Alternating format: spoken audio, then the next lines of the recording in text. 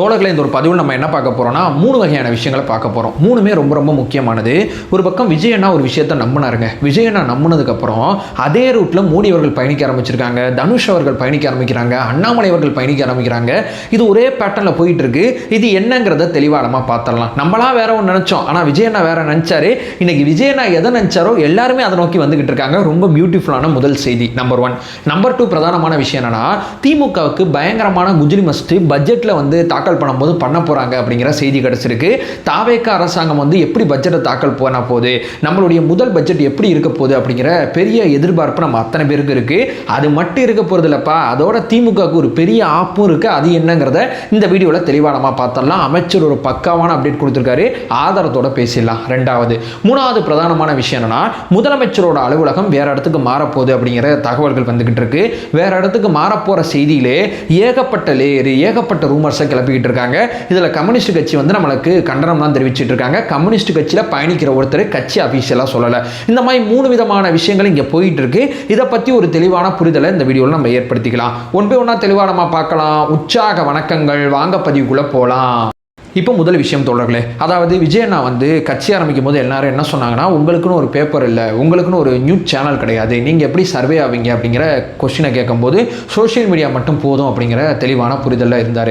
நமக்கே அவ்வப்போது என்னண்ணே நமக்குன்னு ஒரு நியூஸ் சேனல் இருந்தால் நல்லா இருக்கும்னே அப்படின்னு சொல்லி நம்மளே நிறையா பேசியிருக்கோம். இதை பற்றி நான் செப்பரேட்டாக ஒரு வீடியோவும் போட்டிருக்கேன். அப்போ தான் எனக்கு விஜய் அண்ணாவோட அந்த ஐடியாலஜியே புரிஞ்சு, ஓஹோ ஒவ்வொரு காலகட்டத்தில் கட்சி ஆரம்பிக்கும் போது என்ன தேவையோ அதை மட்டும் நம்ம எடுத்துக்கிட்டால் போதும், ஒரே டெம்ப்ளேட்டில் ஒரு கட்சிக்கு இதெல்லாம் தேவையில்லை அப்படிங்கிற முடிவுக்கு விஜய் அண்ணா கட்சி ஆரம்பிக்கும் போதே வந்துட்டாரு. விஜய் அண்ணா அந்த நிலைப்பாடுக்கு வந்தது எனக்கு ஒரு 2 வருஷம் கழிச்சு தான் புரிஞ்சுங்கிறதா யதார்த்தமான உண்மை. இதை பற்றி நம்ம செப்பரேட்டாகவே பேசியிருப்போம். அதை நான் சுருக்கமாக சொல்லப்போனால், ஒரு காலகட்டத்தில் கட்சி ஆரம்பிக்கும் போது ஒரு பத்திரிகை அவசியமானது. அன்னைக்கு விஜய் அண்ணா கட்சி ஆரம்பிச்சிருந்தாருன்னா ஒரு நாளிதழ் ஒன்று ஓப்பன் பண்ணியிருப்பாரு. அந்த நாளிதழ் வந்து தினசரி செய்திகள் போட்டுக்கிட்டு இருக்கோம். இது வந்து அன்னைக்கு நடந்திருக்கும். அதாவது அந்த காலகட்டத்தில் கட்சி ஆரம்பிச்சாருன்னா. அதுக்கப்புறம் ஒரு காலகட்டம் வந்துச்சு, அப்போலாம் யாருமே வந்து நாளிதழ்கள் படிக்கல. எல்லாருமே என்ன பண்ண ஆரம்பிச்சாங்கன்னா, டிவி பார்க்க ஆரம்பிச்சாங்க. அன்னைக்கு அவர் கட்சி ஆரம்பிச்சிருந்தாருன்னா டிவி சேனலை கண்டிப்பாக ஆரம்பிச்சிருப்பாரு, செய்தி ஊடகம் ஆரம்பிச்சிருப்பாரு. அன்னைக்கு அவர் கட்சி ஆரம்பிக்கல, அவர் சோஷியல் மீடியா எரால கட்சி ஆரம்பிச்சிருக்காரு. இந்த எரால போயிட்டு நம்ம தேவையில்லாமல் அந்த செய்தித்தாளையோ அந்த ஊடகத்தையோ நம்ம கிரியேட் பண்ண தேவையில்லை. சோஷியல் மீடியாவை மட்டும் கரெக்டாக வச்சுக்கிட்டா போதும். விஜய் அண்ணாக்கு சோஷியல் மீடியாவில் எவ்வளோ பெரிய சப்போர்ட் இருக்குங்கிறத நான் சொல்லி உங்களுக்கு தெரிய வேண்டியதில்லை. விர்ச்சுவல் வாரியர்ஸ் தான் அவ்வளோ பேர் சோஷியல் மீடியாவில் பயணிச்சுக்கிட்டு இருக்காங்க அப்படிங்கிறதா யதார்த்தமான உண்மை. இப்போ விஜய் அண்ணா ஜெயிச்சிட்டாருங்க, யாருமே அதை நம்பலை. எப்படிங்க ஒரு மீடியா இல்லை ஒரு பேப்பர் இல்லை அவர் எப்படி ஜெயிப்பார் அப்படிங்கிறப்போ அவர் ஜெயிப்பாருங்க. அவருக்கான ஊடகம் சோஷியல் மீடியாங்கிறதுல அவர் தெளிவாக இருக்கார் அப்படிங்கிற விஷயத்தை நம்ம சொல்லும் போது யாருமே அதை நம்பலை. விஜய் அண்ணா ஜெயிச்சதுக்கு அப்புறம் இப்போ எல்லாரும் என்ன பண்ண ஆரம்பிச்சிட்டாங்க, மோடி அவர்கள் வந்து நேத்திக்கு முந்தானத்தெல்லாம் வீடியோ போட்டுக்கிட்டு இருக்காருங்க இன்ஸ்டாகிராமில். அவரோட ஃபோனை எடுத்து இப்படி வைக்கிறாரு, டக்குன்னு ரெக்கார்ட் பட்டன் ஆன் பண்ணுறாரு, ஹாய் ஃப்ரெண்ட்ஸ் அப்படின்னு சொல்லி பேசுகிறாரு. பேசி முடிச்சதுக்கப்புறம் சில கருத்துக்களை, கேபினட்டோட சில கருத்துக்களை வெளிப்படுத்துறாரு. அவர் கேபினட்டில் இருக்கக்கூடிய அமைச்சர்களையும் நீங்களும் சோஷியல் மீடியாவில் போய் அக்கௌண்ட் ஓப்பன் பண்ணுங்க, சோஷியல் மீடியாவில் இளைஞர்கள் கூட உரையாடுங்க அப்படிங்கிற உத்தரவை கொடுக்குறாங்க. நீங்கள் சோஷியல் மீடியாவில் கண்டிப்பாக பேசணுங்கிறது யார், பாஜக இந்தியா முழுக்க இருக்கிற கட்சி. தமிழ்நாட்டில் ஒருத்தர் சோஷியல் மீடியா போதுங்க வேற எதுவும் தேவையில்லைங்கிற நிலைப்பாடுக்கு வந்தார்ல. இவரோட வெற்றிக்கு அப்புறம் அதுக்கப்புறம் இந்த கரப்பாம்பூச்சி கட்சி பெரிய லெவலில் எமர்ஜ் ஆனதுக்கப்புறம் எல்லாருமே என்ன நம்ப ஆரம்பிச்சிட்டாங்க, அரசியல் கட்சி ஆரம்பிக்கிறதுக்கு சோஷியல் மீடியா மட்டும் போதும் அப்படிங்கிற நிலைப்பாடுக்கு இன்னைக்கு வந்திருக்காங்க. நம்ம தலைவர் கட்சி ஆரம்பிக்கும் போதே தெளிவான நிலைப்பாட்டில் இருந்திருக்காரு.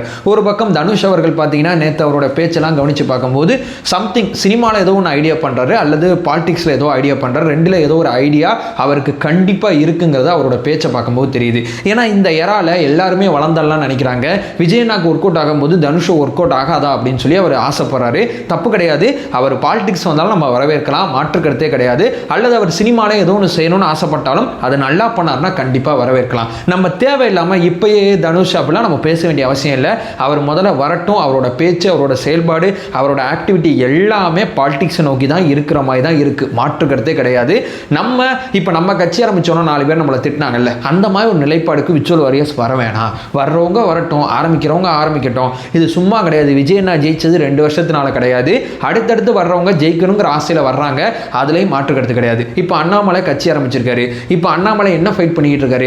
பிஜேபி விசஸ் அண்ணாமலை அப்படிங்கிற நரேட்டிவ் முதல்ல உருவாக்குறாரு. பிஜேபி வேற அண்ணாமலை வேறன்னு சொல்றாரு. அதுக்கப்புறம் அண்ணாமலை யாரோட சண்டை போடணும்? எதிர்க்கட்சி நான் தான் அப்படின்னு சொல்லி திமுகவோட சண்டை போடணும். அதுக்கப்புறம் அண்ணாமலை யாரோட சண்டை போடணும்? டிவிகேவோட சண்டை போடணும். அதற்கு டிவிகேவை பொதுமக்கள் மாற்றணும் அப்படிங்கிற இடத்தை நோக்கி நகரணும். அண்ணாமலையோட வெற்றியே இந்த லெவலில் தான் இருக்கு இப்போதைக்கு. இந்த சண்டையில் சீமானன் எதிர்க்கட்சியோட பண்ற சண்டையில் கூட அவர் ஜெயிச்சது கிடையாது. சீமானன் திமுக அதிமுகவை ஜெயிச்சது கிடையாது. ஆனால் நம்ம திமுக அதிமுக எல்லாரையும் ஜெயிச்சு மாற்றம் அப்படிங்கிற இடத்தை நோக்கி நகர்ந்து நம்ம டிவிகே அப்படிங்கிற ஆட்சிக்கு வந்திருக்கோம். ஸோ பாலிடிக்ஸ் ரொம்ப ஈஸி கிடையாது. யார் வேணா வரட்டும், என்ன வேணா செய்யட்டும். மூத்தவங்க பெரியவங்க நிறைய பேர் அரசியலை விட்டு விலகிட்டு இருக்காங்க. இப்போ தெலுங்கானாவில் இருக்கக்கூடிய முதலமைச்சர் என்ன சொல்றாருன்னா, ஜென்சிக்கு வந்து இடம் கொடுக்கணும் அப்படிங்கிற ஒரு மிக முக்கியமான முடிவுக்கு வராங்க. 21 வயசுல தேர்தலில் போட்டி போற வயசா மாத்துங்கிறாங்க. ஒரு பக்கம் சித்தராமையா அவர்கள் இந்த அரசியலே எனக்கு வேற மாதிரி போயிட்டு இருக்குங்க, நான் இதுல இருந்து ஒதுங்கிறேன் அப்படின்ட்டாரு. ஒரு பக்கம் ராமதாஸ் ஐயா ஒதுங்கிறாங்க. விஜய் அண்ணாவோட வெற்றி இந்த கரப்பாம்பூச்சி கட்சி இருக்குல்ல இந்திய லெவலில், இது எல்லாமே மொத்த நரேட்டிவே மாத்திருச்சுங்க. தமிழ்நாட்டில் விஜய் அண்ணாவோட வெற்றி தமிழ்நாட்டில் அரசியல் களத்தை மாத்திருச்சு. இந்திய லெவலில் ஒரு பெரிய எதிர்பார்ப்பு உருவாக்கி இருக்கு. ஏன்னா வட இந்தியாவில் விஜய் அண்ணாவை பயங்கரமாக சப்போர்ட் பண்ணிக்கிட்டு இருக்காங்க. ஓவரால் பார்க்கும்போது மொத்த பேரும் விஜய் அண்ணா கட்சி ஆரம்பிக்கும் போது சோஷியல் மீடியாவை நம்பினார்ல, இப்போ எல்லாருமே சோஷியல் மீடியாவை மையப்படுத்தி ஒரு நரேட்டிவை செட் பண்ணுறாங்க. அது அண்ணாமலை அவர்கள், ஒரு பக்கம் தனுஷ் அவர்கள் கூட அதை ஆசைப்படலாம், ஒரு பக்கம் விஜய் அண்ணா, ஒரு பக்கம் மோடி அவர்கள் எல்லாருமே வர ஆரம்பிச்சிருக்காங்க. ஸோ இது சம்திங் ரொம்ப வித்தியாசமாக போயிட்டுருக்கு. இந்த ஏரால நம்ம பாலிடிக்ஸ் பேசுறது ரொம்ப ரொம்ப ஆர்வமாகவும் உற்சாகமாகவும் இருக்கும். யார் வேணால் வரட்டும், என்ன வேணால் பேசட்டும், நம்ம அண்ணன் யார், நம்ம தலைவர் யார், நம்ம கட்சி யார், நம்ம நிர்வாகம் யார், இதை யாராலையும் அடிச்சுக்க முடியாதுங்கிறது நமக்கு இருக்கக்கூடிய பெரிய நம்பிக்கை. ஸோ தனுஷ் வந்து அந்த மாதிரி ஒரு விஷயங்கள் போகும்போது தயவு செய்து நமக்கு 4 பேர் பண்ணதான் நம்ம யாருக்கும் பண்ண வேணாம் அப்படிங்கிற சின்ன ரிக்வஸ்ட்டை நான் முதல்ல வச்சுக்கிறேன். நம்பர் 1. நம்பர் 2, அது என்னப்பா திமுகவுக்கு என்ன குஜ்லி மஸ்ட் அப்படின்னு சொல்லி கேட்டிங்கன்னா, இப்போ பட்ஜெட் மட்டும் தாக்கல் பண்ணிட்டு போகிறாங்கன்னா நான் முதல்ல நினச்சேன். இன்னைக்கு அமைச்சர் ஒரு அப்டேட் கொடுத்துருக்காங்க. அந்த அப்டேட்டை நீங்களே பாருங்களேன். பார்ட்டி ஃபண்டுன்னு என்னன்னு தெரியாத மாதிரி அப்படி என்னது பார்ட்டி ஃபண்டு என்னது அப்படின்னு சொல்லிட்டு வெளியே நடந்து போனாங்க. அதில் ஒருத்தர் இருக்கார் இந்த தொகுதியில் ஜெயிச்சவர், அப்படி என்னதுன்னு கேட்டு வந்தார். அவருக்கு இந்த மேடை வாயிலாக நான் சொல்லிடுறேன். ஆக்சுவலாக இது ஃபெலிசிட்டேஷன் செரமனி, இருந்தாலும் நான் சொல்லியே ஆகணும். ஏன்னா ஃபஸ்ட் டைம் நான் இங்கே அட்ரஸ் பண்ணுறேன் ஹார்பரில். வரப்போகிற சட்டமன்றத்தில் செஷனில் நீங்கள் கண்டிப்பாக பார்ப்பீங்க, ஒரு தனியாக ஒரு அறிக்கை ரெடி பண்ணிட்டு இருக்கிறோம், ஒரு ஆடிட்டிங். அந்த ஆடிட்டிங் ஃபைலை தாக்கல் பண்ணுறோம். அன்னைக்கு இருக்கு உங்களுக்கு அந்த ஊழல் பட்டியல் என்ன நடக்க போகுதுன்னு உங்களுக்கு தெரியும். என்ன நடிப்பு, எங்கள் தலைவரே அந்த நடிப்பை விட்டுட்டு வந்துட்டாங்க. பார்த்தீங்களா? அதாவது அவர் எங்கேருந்து சொல்கிறாருன்னா, சேகர்பாபு இருக்கார்ல அவரோட தொகுதியிலேருந்து சொல்கிறாரு. சேகர்பாபு இங்கே தானே ஜெயிச்சிங்க, பட்ஜெட்டில் ஒரு ஆடிட் பண்ண ஒரு விஷயத்தை நாங்கள் வந்து சப்மிட் பண்ண போகிறோம், அது ஒரு ஊழல் பட்டியல் அப்படிங்கிற விஷயத்த சொல்கிறாங்க. அந்த ஊழல் பட்டியலில் எந்தெந்த துறையில் எவ்வளோ ஊழல் நடந்திருக்கு ஆல்ரெடி வெள்ளை அறிக்கை வெளியிட்டாச்சு. வெள்ளை அறிக்கையில் இவ்வளவு ஷார்ட்டேஜ் இருக்குது, இவ்வளோ விஷயங்கள் இருக்குங்கிறத ரொம்ப தெளிவாக சொல்லிட்டாங்க. ரொம்ப தெளிவாக சொல்லும் போது அந்த பணம் இங்கெங்கெல்லாம் போயிருக்கு அப்படிங்கிற ஒரு விஷயத்தை நாங்கள் கண்டுபிடிச்சிருக்கோம். ஒவ்வொரு துறையிலேருந்தும் இவ்வளோ லாசஸ் ஆயிருக்கு, இதன் மூலமாக லாசஸ் ஆயிருக்கு அப்படிங்கிற விஷயத்தை ஆடிட் பண்ணி அதை சட்டசபையில் பதிவு செய்யணும் அப்படிங்கிற ஒரு முடிவுக்கு வந்திருக்காங்க. ஆல்ரெடி சில பேர் வெள்ளை அறிக்கையை சட்டசபையில் பண்ணுவாங்க, சில பேர் வெளியும் பண்ணுவாங்க. நம்ம சட்டசபையில் வெள்ளை அறிக்கையை கொண்டு வரல, ஆனால் நம்ம பட்ஜெட்டுக்கு முன்னாடி இந்த ஊழல் பட்டியல் அப்படிங்கிற விஷயத்தை நம்ம வந்து சட்டசபையில் வச்சு விவாதிக்க போகிறோம். அப்போ சும்மாவே சட்டசபை விட்டு ஓடி போயிடுவாங்க. இப்போ ஊழல் பட்டியல்லாம் நம்ம எடுத்து வந்து பார்ட்டி ஃபண்டுக்கே ஓடின குரூப் இவங்க. ஊழல் பட்டியல்லாம் கொண்டு வந்தோம்னா அந்த திமுக என்ன ஆகும் நினச்சி பார்த்தாவே வெரி இன்ட்ரெஸ்டிங் அப்படிங்கிற ஸ்டேஜை நோக்கி தான் நமக்கு நகருது. ஸோ சட்டசபையை லைவ் பார்க்க நிறைய பேர் கண்டிப்பாக ஆர்வமாக இருப்பாங்க. ஏன்னா ஒரு பக்கம் தாவேக்காவோட முதல் பட்ஜெட் எப்படி இருக்க போகுதுங்கிற ஆர்வம், இன்னொரு பக்கம் இந்த ஊழல் பட்டியலை திமுக எப்படி எதிர்கொள்ள போகுது, தாவேக்கா எப்படி வச்சு செய்ய போகுது அப்படிங்கிறது பேரார்வம் இங்கே எழுந்திருக்கு அப்படிங்கிறது நான் சொல்ல வர 2வது மிக முக்கியமான அப்டேட்டாக இருக்குது. இப்போ 3வது கடைசியான ஒரு விஷயம் என்னன்னா, முதலமைச்சர் விஜய் அவர்கள் தன்னுடைய அலுவலகத்தை மாற்ற போகிறாங்க. ஏன் மாற்ற போகிறாங்க? அதுக்குள்ளே கிளப்பி விடுறானுங்க. இப்படி வாசித்து இருந்தால் நல்லாயிருக்கும், அப்படி வாசித்து இருந்தால் நல்லாயிருக்கும் அப்படிலாம் கிளப்பி விடுறானுங்க. அதெல்லாம் ஐடியா கிடையவே கிடையாதுங்க. இப்போ இருக்கிற இடம், அந்த இடம் ரொம்ப க்ரௌடாக இருக்கும்போது அவரால் அதை மேனேஜ்மெண்ட் பண்ண முடியல. நிறைய பேர் அண்ணாவை பார்க்க வராங்க, நிறையா ஆப்பர்ச்சுனிட்டி அண்ணா உருவாக்கணும்னு நினைக்கிறாங்க, ஒரு நல்ல நிர்வாகத்தை கொடுக்கணும்னு நினைக்கிறப்போ இந்த இடம் போதுமானதாக இல்லை. அதனால அதே அந்த கோட்டைக்குள்ளே இருக்கிற நாமக்கல் கவிஞர் அப்படிங்கிற ஒரு மாளிகை ஒன்று இருக்குது. அந்த மாளிகையில் நிறைய ஈவெண்ட்லாம் நடத்துவாங்கன்னு நினைக்கிறேன். அந்த இடத்துக்கு தலைமைச் செயலகத்தை, அதாவது முதலமைச்சர் விஜய் அவர்களோட அலுவலகத்தை மாற்றுறாங்க. முதலமைச்சரோட விஜய் அலுவலகம் மட்டும் அங்கே போகுது. அதாவது முதலமைச்சருக்கு கீழே 4 தனி ஐஏஎஸ் ஆஃபீஸர் இருப்பாங்க, முதலமைச்சரோட தனிச் செயலாளர்னு சொல்லுவாங்க. அந்த 4 பேருக்கும் ஏகப்பட்ட துறைகளை பிரித்து கொடுத்துருப்பாரு. அந்த துறைகள் அத்தனையுமே அவங்க கவனிச்சுக்கிட்டு இருப்பாங்க. அவங்களுக்கு 4 அறைகள் அங்கே ஏற்பாடு பண்ணியிருக்காங்க. இது இல்லாமல் வேற சில அறைகள் அங்கே ஏற்பாடு செய்யப்பட்டிருக்கு. முதலமைச்சரோட அறை பார்த்தீங்கன்னா இயற்கை சூழல் அடிப்படையில் அங்கே உட்காந்து முதலமைச்சர் கடலை பார்க்கலாம். அப்படி ஒரு ஆப்பர்ச்சுனிட்டி ஏற்படுத்தி கொடுக்குறாங்க. ஏன்னா அண்ணாவை பார்க்க நிறைய பேர் வருவாங்க. ஒரு நல்ல அட்மாஸ்பியரை அங்கே ஏற்படுத்தி கொடுத்தோம்னா இன்னும் நிறைய அவுட்புட்ஸை நம்மளால் எடுக்க முடியும் அப்படிங்கிறத ஃபீல் பண்ணுறாங்க. ஒன்று இட நெருக்கடி, ஒரு நல்ல ஃபீல் குட்டாக ஒரு முதலமைச்சரோட அலுவலகத்துக்கு போகும்போது ஒரு ஃபீல் குட்டு இருக்கணுங்கிறத ஆசைப்படுறாங்க. இதில் என்ன பண்ணுறாங்க கம்யூனிஸ்ட் தோழர்கள், இப்படி இருக்கிற தமிழ்நாட்டோட நிதி நிர்வாகத்தில் நீங்கள் எதுக்கு போயிட்டு இந்த மாதிரிலாம் வந்து பண்ணுறீங்க, எதுக்கு தேவையில்லாமல் செலவு பண்ணுறீங்கன்னு கேட்குறாங்க. ஆக்சுவலாக பேனா செலவு வைக்கும் போதெல்லாம் இவங்க அமைதியாக இருந்தாங்க. கம்யூனிஸ்டோட மொத்த தலைமையை நான் சொல்லலை, தலைமை சொல்லாமல் இவரெல்லாம் பேச முடியாதுங்க. இது எப்படி நான் மேலே நான் அடிக்க மாட்டேன் கீழே நீ அடி அப்படின்னு சொல்கிறதுங்க.